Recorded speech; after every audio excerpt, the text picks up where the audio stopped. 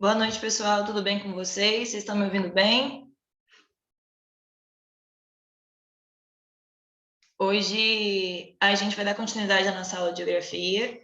Vamos estar falando um pouquinho a respeito de demografia. Eu vou estar compartilhando com vocês os slides aqui. É importante a gente lembrar que esse assunto é um assunto muito recorrente no Enem e principalmente nos próximos vestibulares que vocês vão estar prestando, mas é um assunto bem tranquilinho. A gente vai conseguir abordar ele tranquilamente em uma aula.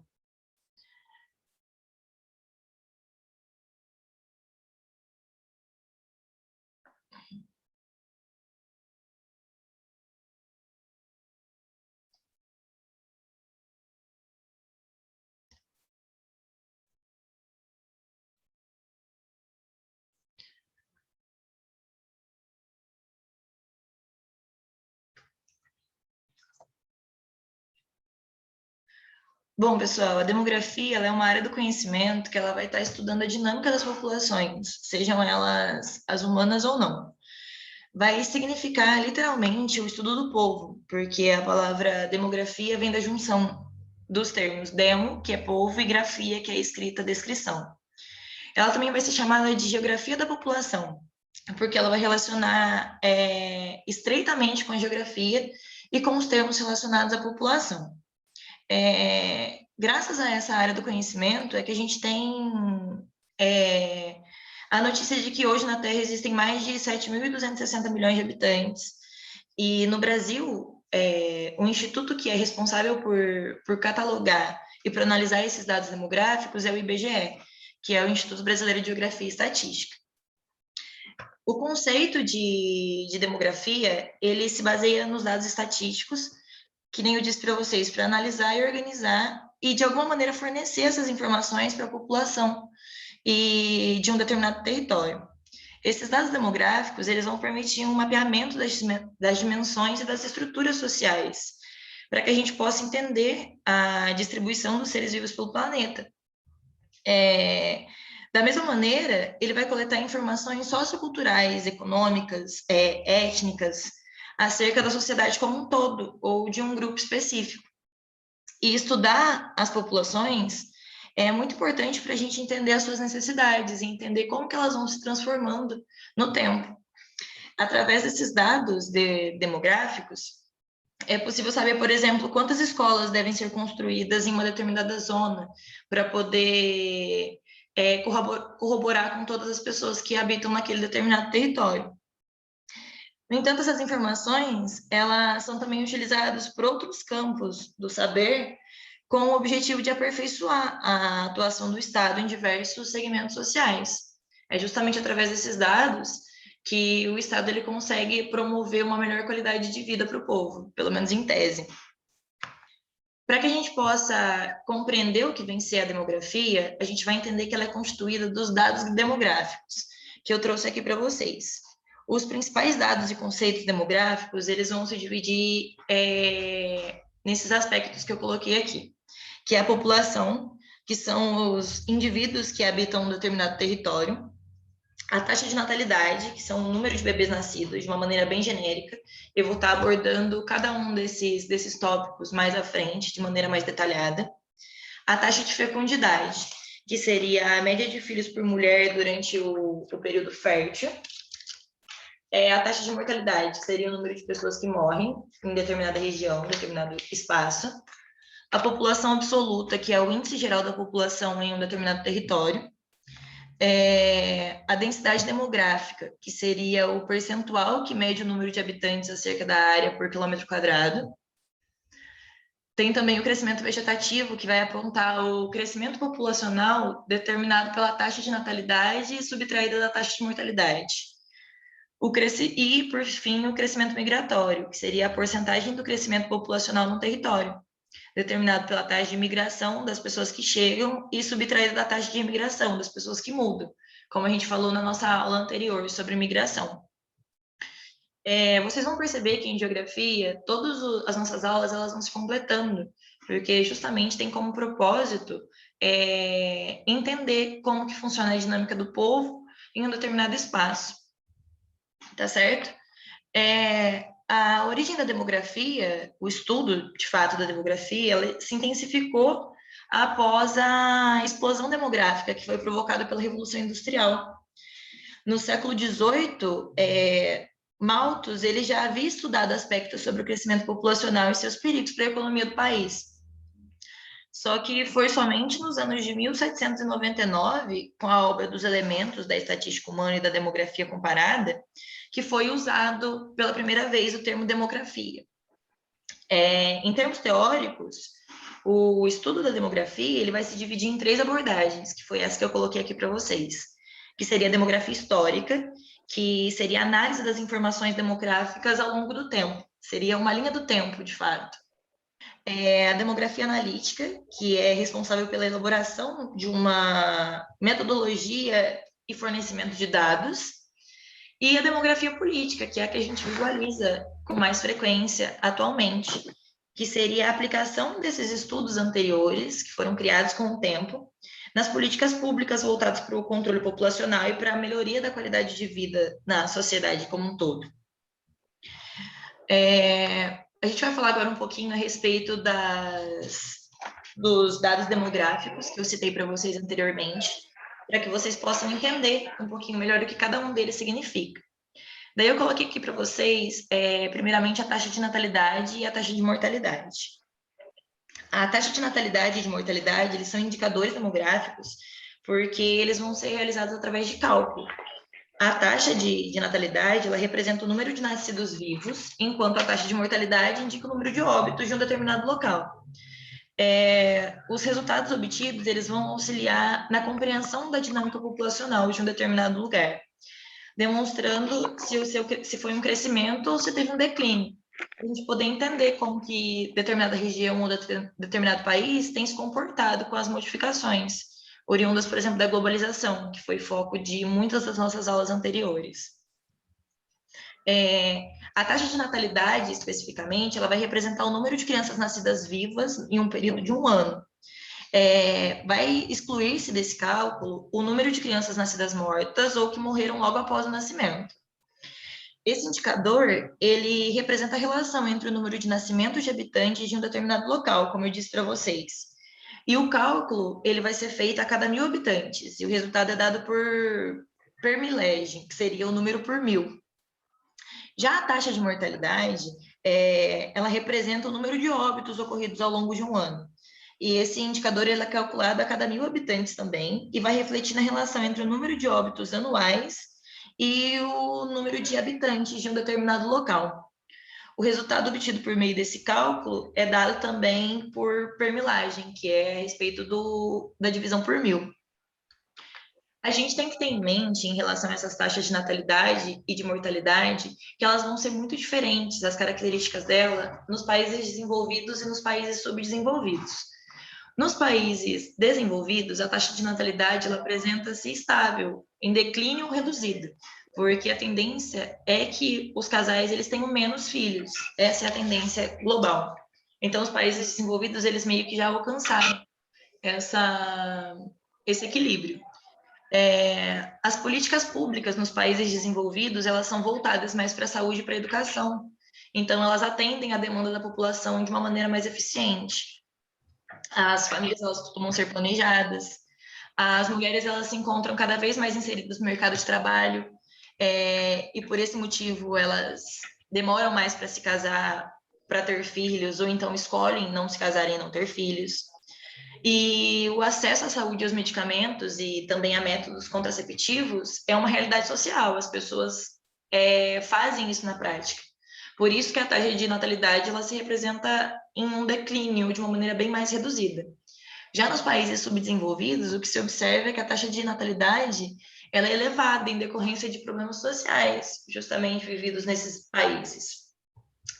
As políticas públicas referentes à saúde e educação e a oportunidade de emprego são ineficientes. A gente tem como exemplo clássico o Brasil, que é o que a gente está vivendo atualmente. Boa parte da população ela vive em situação de pobreza, faltam os recursos básicos para viver, não tem investimento em saúde e a qualidade de vida é muito baixa. Por isso, as pessoas não têm essa educação, essa conscientização a respeito das taxas de natalidade. É por isso que elas são tão elevadas, certo?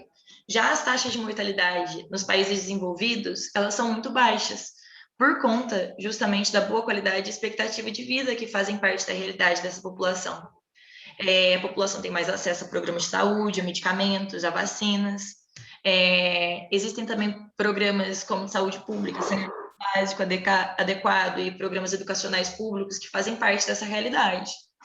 Já nos países subdesenvolvidos, é o oposto. A taxa de mortalidade é alta, justamente por conta da ineficiência dessas políticas públicas que não são aplicadas e que as verbas não são direcionadas.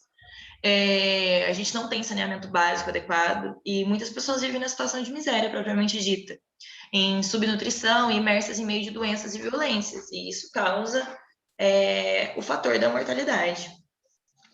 Tem em mente, então, sempre que as taxas de mortalidade e de natalidade, elas são sempre opostas entre os países desenvolvidos e os países subdesenvolvidos. Tá certo, pessoal? Agora, sobre o crescimento vegetativo. O crescimento vegetativo, ele também é conhecido como um crescimento natural, e ele vai representar a diferença entre as taxas de natalidade e de mortalidade no período de um ano. Quando a gente relaciona os movimentos migratórios, a gente permite uma análise do crescimento demográfico, porque as análises das taxas de natalidade e de mortalidade, elas vão permitir que a gente afira algumas considerações a respeito da população. Por exemplo, se em um determinado lugar a taxa de natalidade é maior do que a taxa de mortalidade, se é possível constatar que, de forma geral, a população está crescendo, se, por outro lado, a taxa de mortalidade for maior do que a de natalidade, a população do local está diminuindo. Enfim, seriam as conclusões do crescimento vegetativo do que as taxas de natalidade e mortalidade representam. Daí eu trouxe aqui para vocês que o crescimento vegetativo nada mais é do que esse cálculo básico da taxa de natalidade menos a taxa de mortalidade.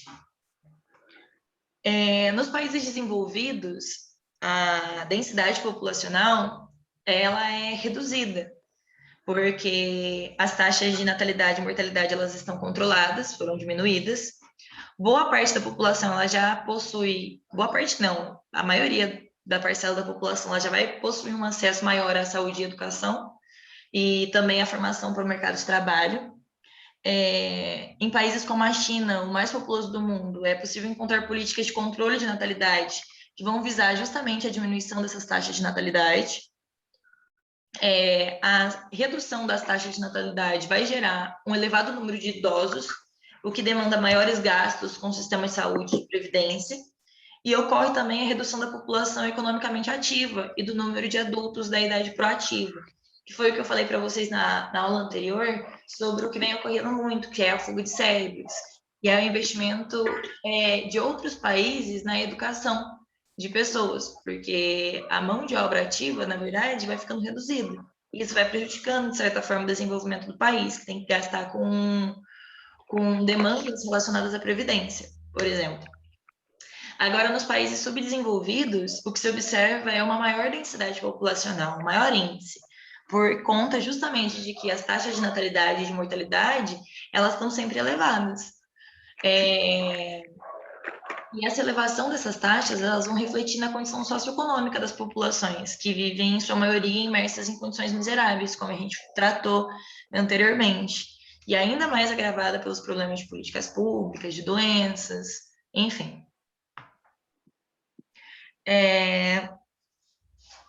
Daí trouxe aqui para vocês alguns dados a respeito das taxas de natalidade e de mortalidade no Brasil. No Brasil, há essa tendência não tão expressiva quanto aos países desenvolvidos, na diminuição dessa taxa de natalidade.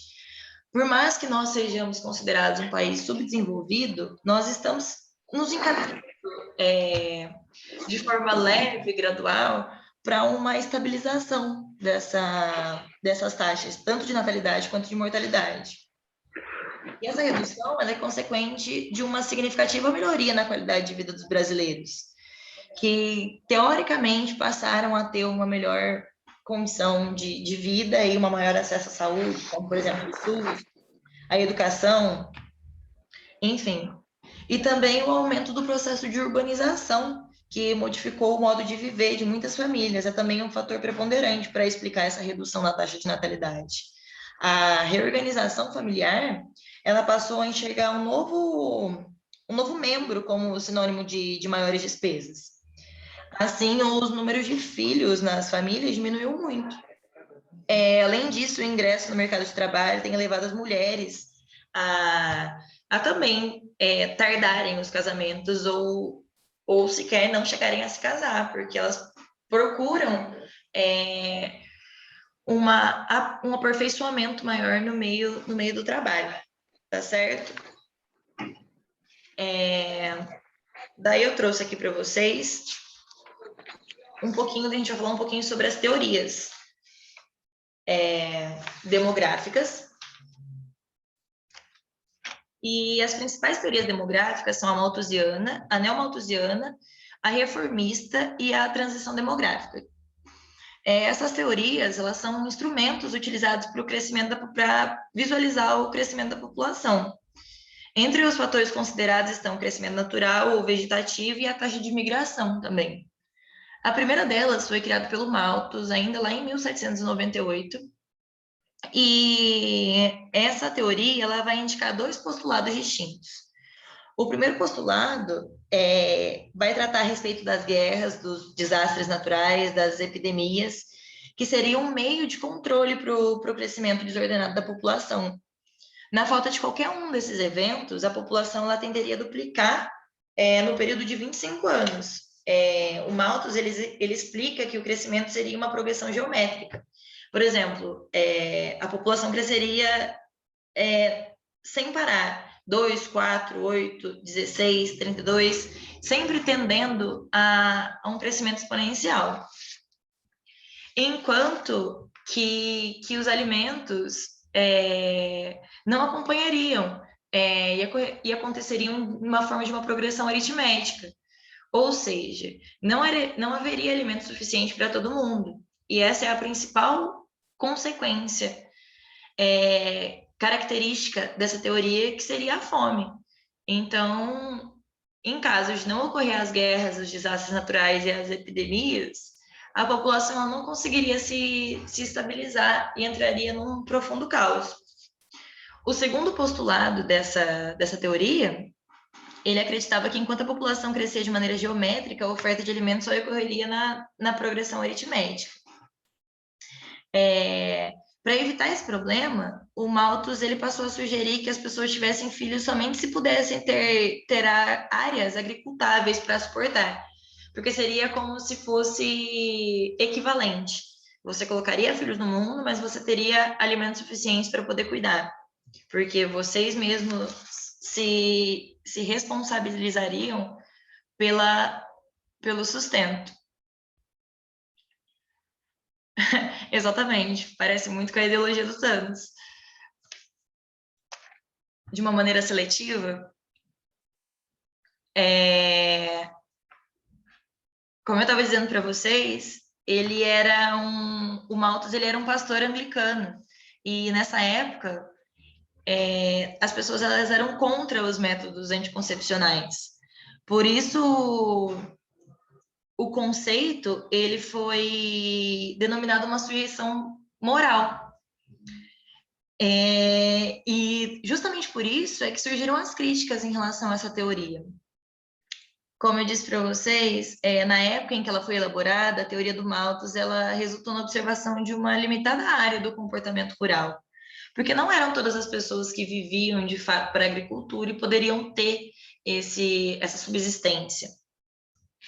E ele não contava com a urbanização, com a tecnologia que seria aplicada à produção de alimentos e à distribuição regular das riquezas no planeta. Até porque essa teoria é de 1798, naquela época os recursos eles eram muito escassos, inclusive para a elaboração de conceitos, de estudos, de métodos de pesquisa. Tá certo? Como forma de completar essa teoria, veio a teoria neomalthusiana, já que eles perceberam que a do Malthus ela deixava brechas para que a gente pudesse compreender como que esse controle, de fato, da natalidade deveria ocorrer. Então, a neomalthusiana, ela veio apontar que uma população jovem, em uma elevada quantidade, necessita de pesados investimentos na educação e na saúde, e que, de fato, é uma realidade. Em consequência, a oferta de recursos para a produção de alimentos ela é muito reduzida. Então, essa teoria ela defende que quanto maior o número de habitantes, menor vai ser a possibilidade de uma distribuição de renda.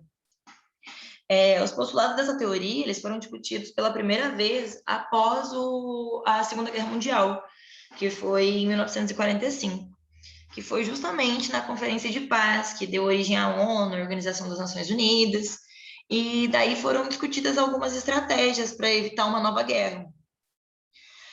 Os participantes eles concluíram que somente a paz ela poderia reduzir esse tipo de desigualdade.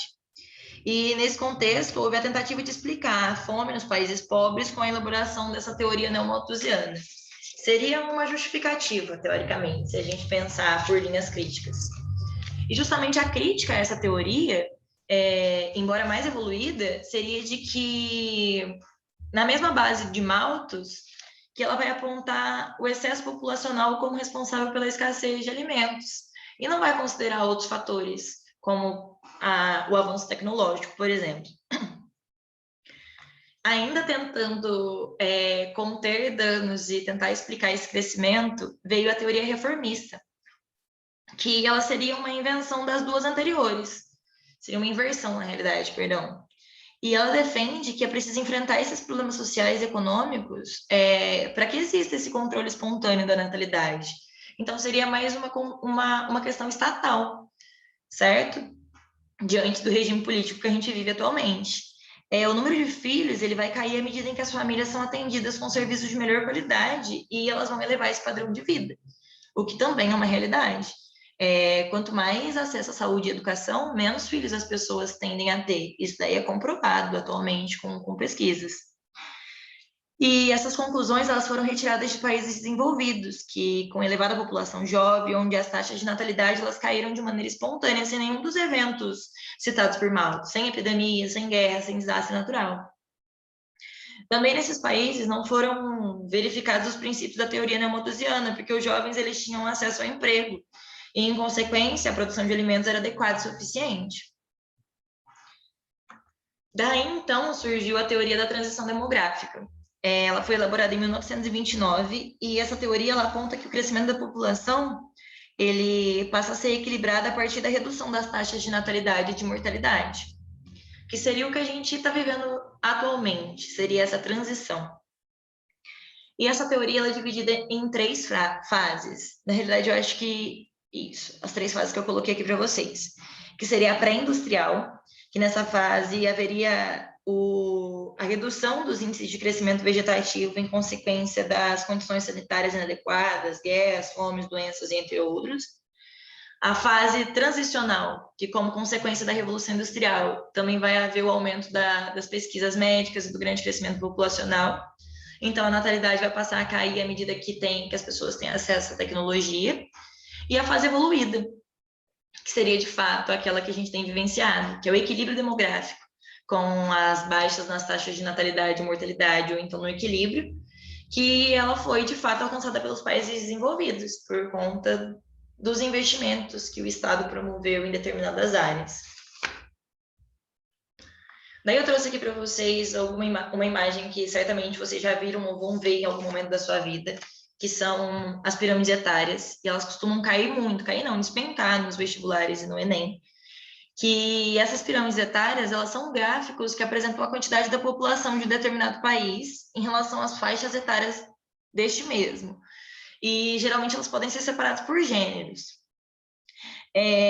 Por ser representada pelas faixas etárias dos jovens, na base, daí vão ter os adultos na área central e os idosos sempre no topo.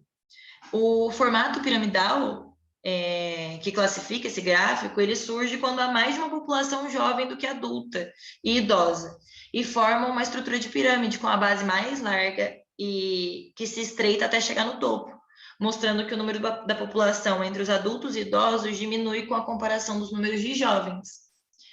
Muito raro acontecer o contrário, da base vir pequenininha e o topo grande, mas pode ser que apareça também. Mas vocês tendo ideia de que uma pirâmide etária ela vai apresentar a quantidade da população de um determinado país em relação às faixas etárias, vocês já matam 70% da questão.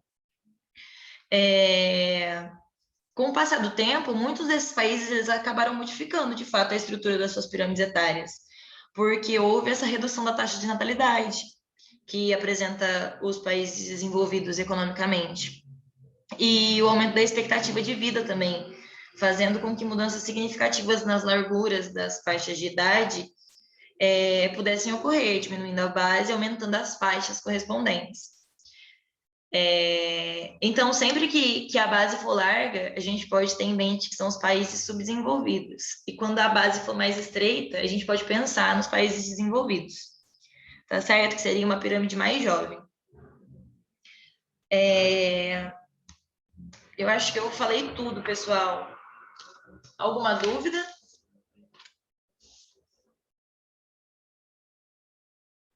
Tá tranquilo. Certinho, então eu vou encerrar a aula aqui. Vou pedir para vocês darem uma olhadinha nos slides que eu vou estar compartilhando e também resolver os exercícios que eu vou deixar para vocês, tá certo?